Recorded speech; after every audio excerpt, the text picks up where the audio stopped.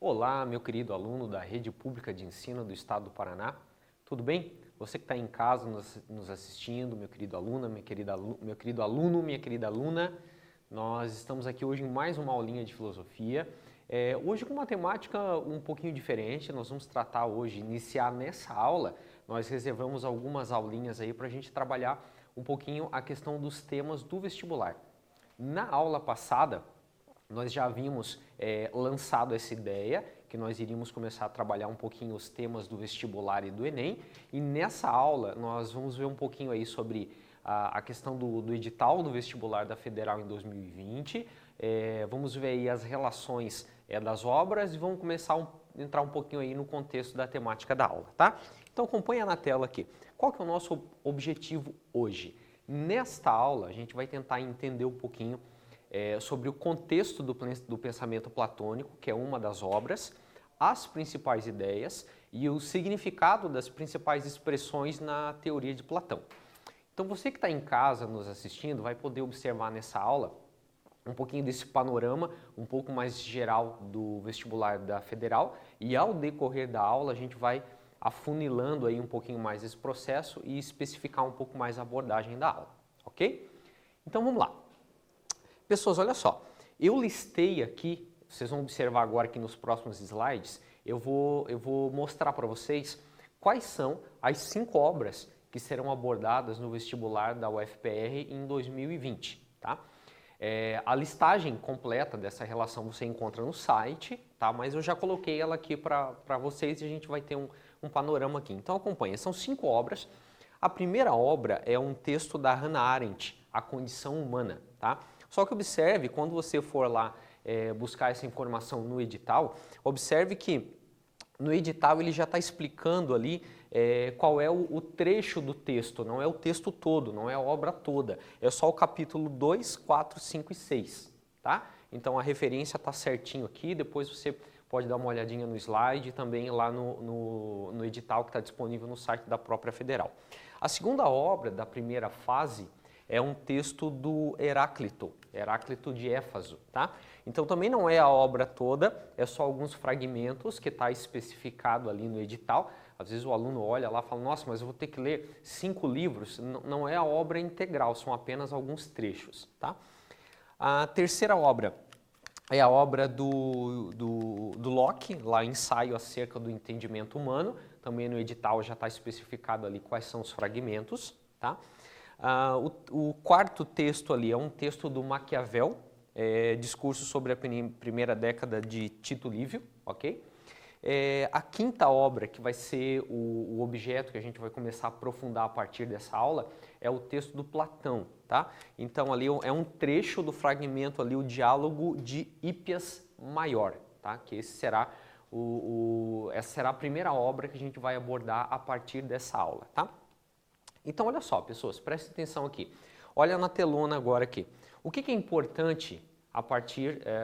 por que a leitura dessas obras, desses fragmentos, eles são importantes para o vestibular? É claro que o vestibular não vai cobrar de você que você decore trechos dessa obra, ou a gente não vai sair decorando nada, tá? Essas obras, elas, no próprio edital, a UFPR indica que esses fragmentos, esses trechos, eles compõem uma leitura mínima que um aluno do terceiro ano do médio precisa ter, tá? Então essa é uma leitura mínima, a gente precisa ter contato com esses textos e com esses autores. O que vai ser avaliado no vestibular a partir desses fragmentos é a capacidade que o aluno tem de discutir textos filosóficos. Tá? Então não é necessário você decorar conteúdo, você decorar conceito, decorar texto, você precisa entender. As questões das provas ali, elas serão elaboradas a partir desses textos. Tá? Então por mais que você compreenda o contexto, por mais que eu explique para você o contexto da obra, isso não substitui a leitura do texto, vamos deixar isso claro aqui. Tá? Desenvolver familiaridade com os objetos de análise e com as terminologias consagradas. Então a gente vai precisar entender o que significa determinadas expressões dentro de determinado contexto. Então uma dica que eu dou para você aí que está estudando para o vestibular, quando você for fazer a leitura desses textos, tenha ali junto com você um papel, uma caneta e anote as palavras que você não conhece e procura o significado dessas palavras. Não continue o texto sem entender o que aquelas palavras significam, tá? Isso é muito importante para a gente produzir uma compreensão, ok? Vamos lá então? Pessoas, olha só. Já logo de cara aqui eu já vou propor um desafio para vocês. Eu vou lançar aqui a atividade número 1, tá? Esse conteúdo de Platão que nós vamos relembrar nessa aula, você já passou por esses conteúdos provavelmente ali no final do primeiro ano do médio e você deve ter visto algumas partes desse conteúdo no segundo ano também. Então esse conteúdo ele não é algo inédito para você. Eu só estou relembrando nessas aulas aqui aquilo que você já viu em algum momento aí do ensino médio, tá? Então para você fazer esse exercício de relembrar aquilo que você já estudou, eu vou lançar essa atividade aqui para vocês, tá? Atividade 1 com o exercício 1 e 2 ali. Pega ali o seu caderno de filosofia, anota a aula de hoje, o tema da aula, tá? Não precisa copiar o enunciado, é importante você fazer a pesquisa aqui. Identifique os principais dados biográficos de Platão, tá? Se você pega o livro aí, se você tiver um livro que está próximo de você aí, se tiver como fazer uma pesquisa no Google aí, toma conhecimento dos principais dados biográficos da vida de Platão. E atividade 2, apresente um breve resumo do mito da caverna de Platão. O mito da caverna de Platão, você estudou sobre o mito de caverna de Platão lá no primeiro ano do médio, então é muito provável que você não se lembre na sua integralidade aí. Então dá uma pesquisadinha aí num material que você tenha próximo, se tiver acesso à internet, tá? Para você tomar um conhecimento relembrar esse contexto e na sequência a gente entra aí na abordagem de Platão. A gente já volta.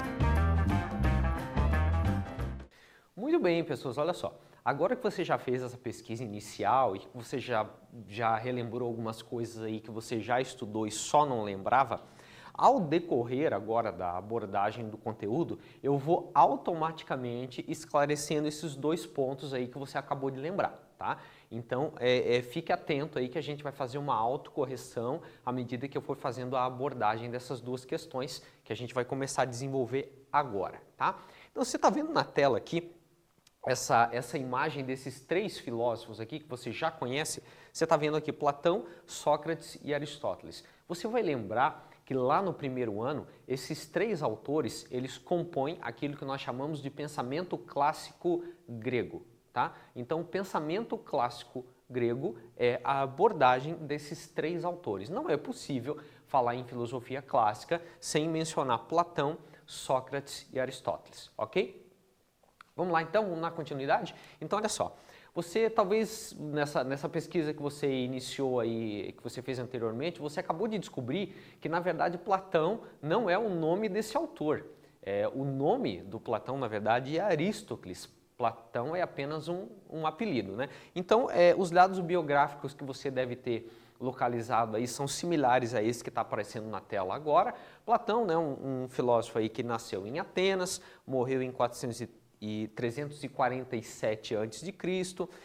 O pai dele e a mãe, eles tinham eles vêm de uma família assim que já tem uma tradição política. Então o Platão ele está acostumado com esses debates políticos, é muito familiar a Platão esse sentimento de pertença à vida pública por meio da política, porque o pai e a mãe já tinham descendentes aí na política grega, na política ateniense, tá? Vamos lá. Então, como eu acabei de falar, Platão é apenas um apelido, ele significa, né, em grego, platos, significa ali amplitude, extensão. Alguns historiadores da história da filosofia vão dizer que Platão, na verdade, tinha ombros muito largos, né, e que isso acabou provavelmente inspirando o apelido dele aí, Platão, tá? Então, mas normalmente poucas pessoas conhecem essa história, tá ok?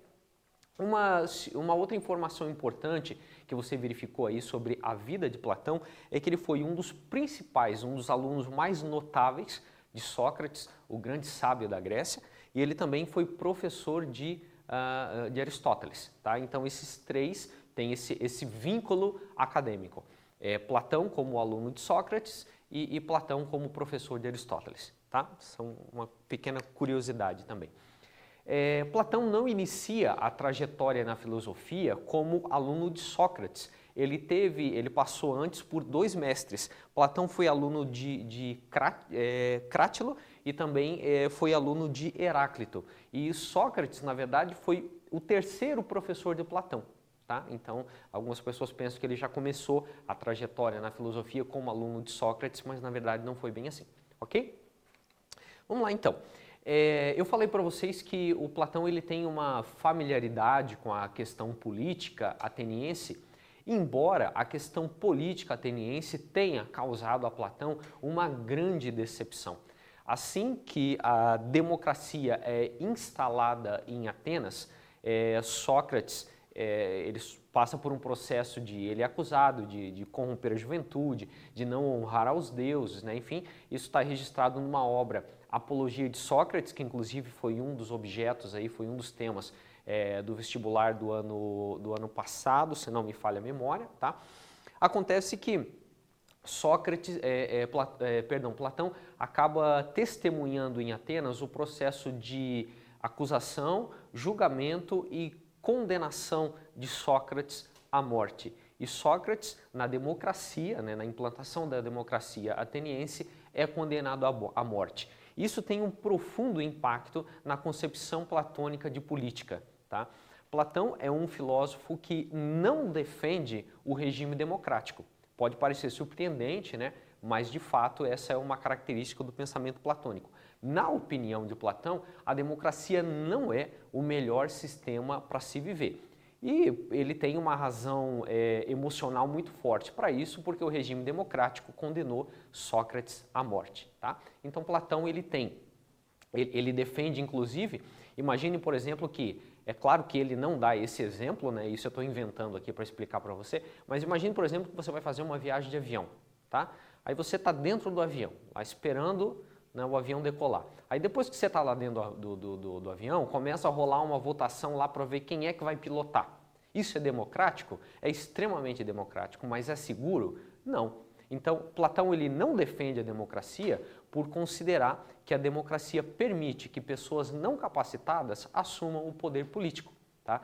E isso, então, para Platão, a democracia é uma forma degenerada de poder. Essa é uma informação importante no contexto platônico. Anotou aí? Então vamos lá, vamos continuar aqui. Veja, depois que o Sócrates é condenado à morte, Platão ele se retira por um tempo da cidade de Atenas, porque ele é popularmente conhecido como um dos principais alunos de Sócrates que tinha acabado de ser condenado à morte. Então ele começa a sofrer uma certa hostilização em Atenas e ele se retira de Atenas por um tempo. E quando ele volta, alguns anos mais tarde, ele funda uma academia, a Academia de Platão. A palavra academia vem de academos. Academos é o nome de um herói grego. Conta a mitologia grega que uma das filhas de Zeus foi sequestrada e Academos foi o herói que revelou o paradeiro da filha sequestrada de Zeus. Quando ele morre, ele é sepultado em um bosque, né? E Platão acaba iniciando, ele começa a lecionar as suas aulas nesse bosque aonde Academos está sepultado. Então a palavra academia vem em homenagem, né, ao herói grego Academos. Tá? Apenas uma curiosidade. Eu estou listando aqui para vocês agora, eu não vou ler integralmente, tá? Depois você vai ter acesso aos slides aí, você dá uma olhadinha em casa. Eu estou listando para você agora aqui, olha na tela, os 36 trabalhos de Platão, que são divididos em 9 tetralogias, tá? Tetra, 4, tá? Então dividido aí em 9 livros, vamos dizer assim, onde dentro de cada um deles nós temos 4 obras, tá? O que vai cair no vestibular da Federal, o texto do Platão, eu destaquei em vermelho para vocês ali, é o Hípias Maior, tá? Que é uma das obras aí de Platão, mas só para, eu estou mostrando essa tela aqui apenas para você entender como Platão foi um filósofo produtivo em termos literários, né, de escrita e assim vai, tá? Veja, nas obras de Platão, ele adota um gênero literário que é o diálogo. Então, nas obras de Platão, ele tem personagens, normalmente Sócrates é um dos principais personagens, mas na verdade nessas obras quem fala é Platão, né, através desse personagem Sócrates, tá? E normalmente Sócrates está conversando com alguém, tá? E daí, né, o diálogo, né, dois conversando, dois debatendo, né? Então, nessas obras, na maior parte do tempo, existe uma conversa entre duas pessoas, tá? E através dessa conversa, Platão vai explicando as suas ideias e os seus conceitos, tá? Então, o gênero literário adotado por Platão é o diálogo. Essa informação também é importante, anota aí, tá? Ok? Vamos lá então, vamos continuar? Veja, dentre todas as teorias e contribuições de Platão, eu quero destacar hoje nessa aula para vocês duas que são muito importantes.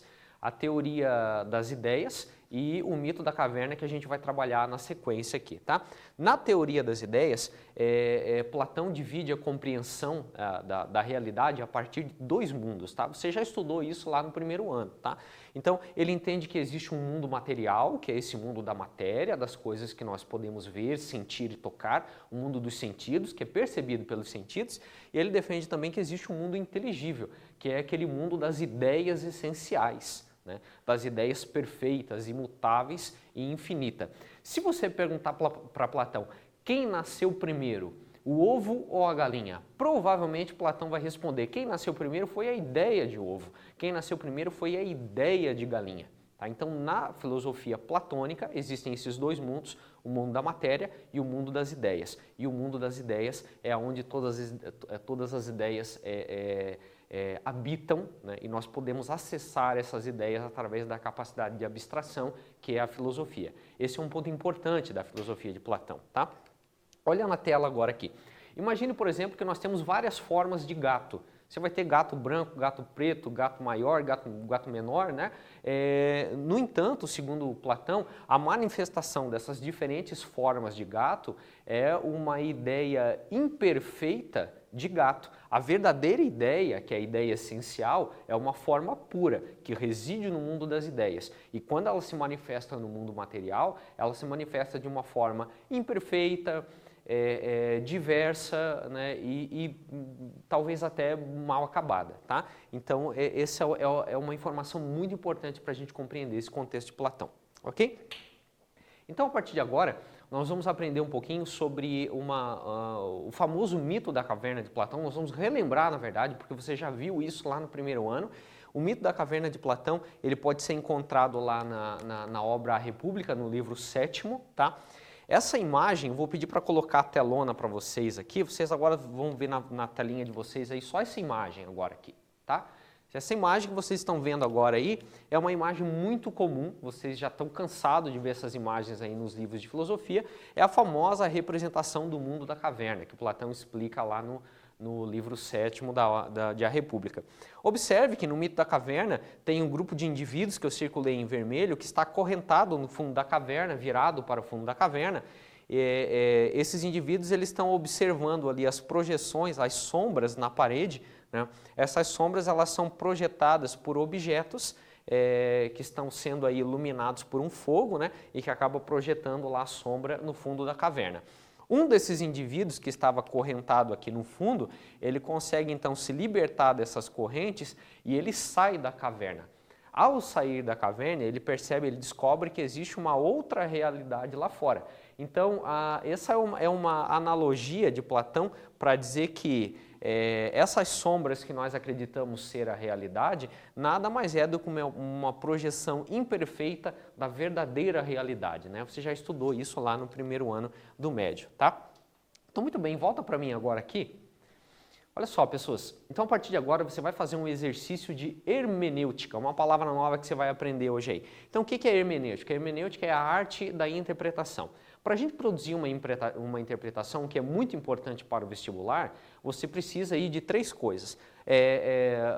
A primeira etapa, o que eu chamo de pré-compreensão, você precisa fazer uma leitura prévia do texto. Você não tem como interpretar apenas lendo uma única vez o texto, né? É claro que eu estou aqui facilitando a compreensão para vocês através de uma aula, mas isso não substitui a leitura do texto, tá? Então, primeiro você precisa fazer uma leitura prévia do texto, tá?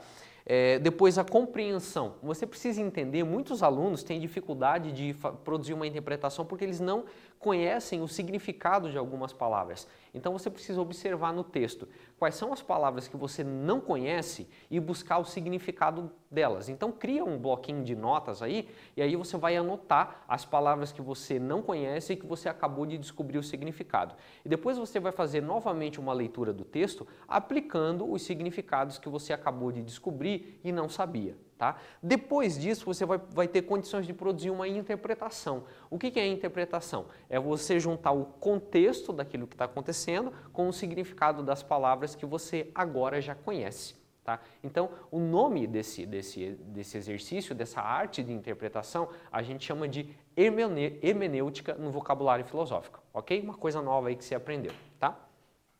Com base nisso, agora a gente vai desenvolver a atividade 2, tá? Eu vou pedir para você fazer a hermenêutica do mito da caverna de Platão. Que lições nós podemos extrair do mito da caverna de Platão? Fica aí como desafio e a gente já volta.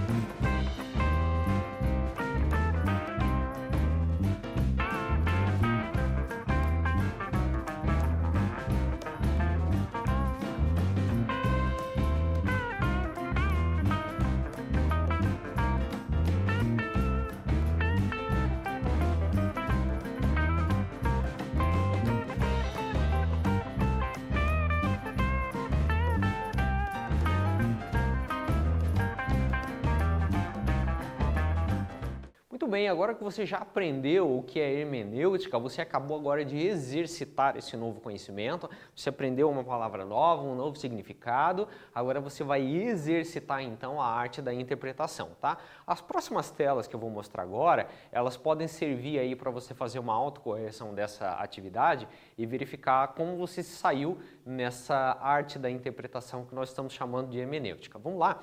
Então, nós podemos aí extrair várias lições do mito da caverna de Platão. Eu separei apenas 3, tá? É muito provável que você tenha encontrado aí outras relações e até mesmo produzido outras interpretações. Vamos lá então, olha aqui na tela. Lições que nós podemos extrair do mito da caverna de Platão. A primeira, as coisas materiais são sombras, tá? Com isso ele está querendo dizer que as riquezas, né, o prazer, né, o luxo, tudo isso é passageiro. Esse mundo que nós chamamos aqui de mundo real, na filosofia platônica, na verdade, ele é apenas uma projeção, uma imitação de uma realidade que, na verdade, existe em um mundo sensível, né, das formas puras, perfeitas, né, enfim, tá? A segunda lição que nós podemos extrair do mito da caverna de Platão é que é muito mais confortável você permanecer na caverna. A caverna é o lugar da limitação, é o lugar da ignorância, da falta de conhecimento, né? Então, aquele sujeito que sai da caverna e tem contato com a nova realidade, na filosofia de Platão, esse sujeito ele é o filósofo. Então, para Platão, o filósofo ele tem uma função social muito importante, a função de esclarecer as pessoas. Voluntariamente, né, na história de Platão, esse indivíduo volta para dentro da caverna e tenta esclarecer as outras pessoas, né? Então, Platão, uma das interpretações que a gente pode produzir é a questão da importância do papel social do próprio filósofo, tá? A segunda lição que a gente pode extrair dali é que a luz irrita os olhos. No mito da caverna de Platão, a luz simboliza, né, a sabedoria, o conhecimento, né, significa a ausência das trevas. Então, algumas tradições religiosas vão dizer que o indivíduo iluminado é um indivíduo sábio, né? Então, a luz significa afastar a ignorância e buscar o conhecimento, né? E esse, na maior parte do tempo, é um processo doloroso, é um processo difícil, é um processo que poucas pessoas conseguem enfrentar isso com coragem, tá? Então, das várias interpretações aí que nós poderíamos ter produzido, eu destaquei apenas essas 3, tá?